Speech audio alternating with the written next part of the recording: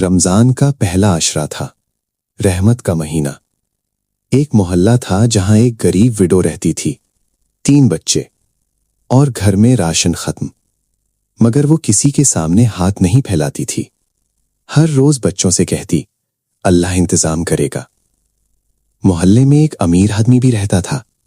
लोग उसे कंजूस कहते थे। किसी ने कभी उसे मस्जिद में ज्यादा नहीं देखा। मगर इस रमजान वो चुपचाप बदल रहा था।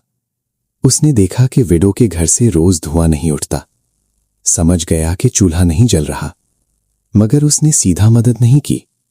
रात को जब सब सो गए, वो एक बड़ा राशन का थैला लेकर आया। चावल, आटा, तेल, दाल, खजूर और दरवाजे के बाहर रखकर चला गया। सुबह विडो ने दरवाजा खोला। राशन देखकर उसकी आंखें भर आईं। बच्चे खुश हो गए। मगर कहानी यहां खत्म नहीं होती। दूसरी रात फिर राशन आया। तीसरी रात फिर। मोहल्ले वालों को हैरानी हुई। फिर धीरे धीरे 2 और घरों के बाहर भी राशन दिखने लगा। किसी को नहीं पता था कौन दे रहा है। आखिर एक दिन किसी ने देख लिया। वही कंजूस आदमी था। लोग हैरान रह गए। उन्होंने पूछा, आप चुपकर राशन क्यों दे रहे थे? उसने मुस्कुराकर कहा, इसलिए कि मुझे लोगों का शुक्रिया नहीं, अल्लाह की रजा चाहिए। उस रमजान के बाद मोहल्ले में एक नया रिवाज शुरू हो गया।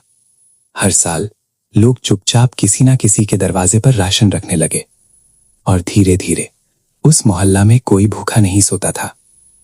मैसेज: रमजान सिर्फ अपने लिए सवाब कमाने का नाम नहीं, बल्कि दूसरों की जिंदगी बदलने का नाम है। और सबसे खूबसूरत सदका वो होता है जिसका शोर ना हो।